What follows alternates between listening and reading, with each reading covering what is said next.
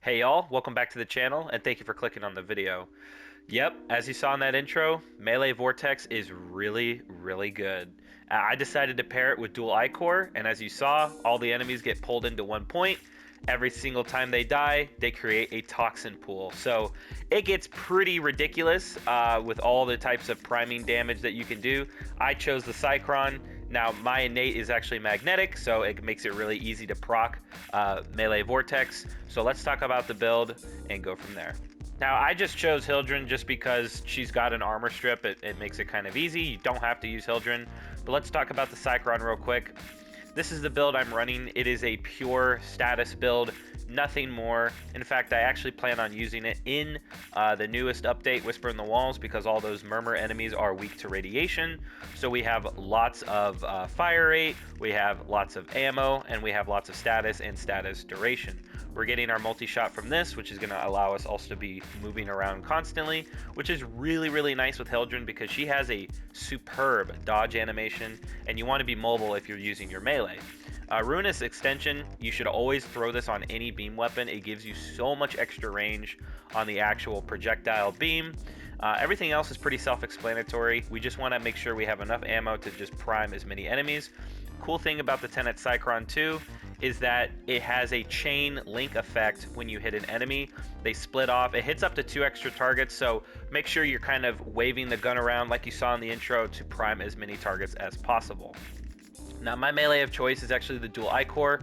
When you throw the Vortex on and you kill enemies, they are going to be pulled into a single point. Wherever the enemy that procced Melee Vortex died is where all the enemies will be pulled into. Great thing about this weapon and its incarnate form is when you get a kill, a toxin damage field is spawned. And that's applied to every single enemy that dies with this weapon while it's in its incarnate form. These are the evolutions I chose. Now the build itself, obviously we've got the general mods, damage, crit chance, crit damage, etc. with some range. The only thing that you may not have obviously is a Riven. Now this Riven is very good. In fact, I actually have 8.2 meters of range with this Riven. This is not going to be achievable for like 99% of people, so if you don't have it, do not worry. You can actually just throw in a Bane mod, honestly, and you'll notice that the stats are still really good even without the mod. You could put viral on here if you want.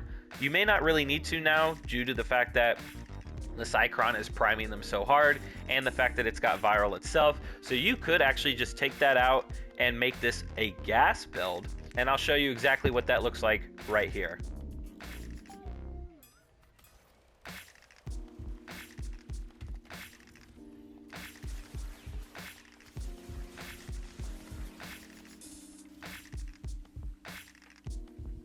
Now, just to showcase Melee Vortex again real quick, whenever you kill an enemy affected by magnetic status, there's a 45% chance to pull enemies in within an 18-meter radius.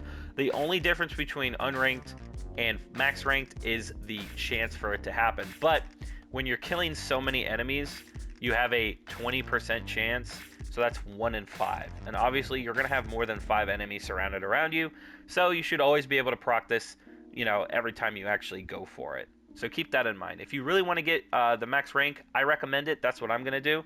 But I wanted to showcase this build in the simulacrum in a controlled environment just to show you what you can expect if you build in this way. And that brings us to the end of the video. Thank you so much for watching. I hope you enjoyed. Again, you don't have to use anything I did in this video. You don't have to use Hildryn. I just used her because of the armor strip. You can just see how strong it is.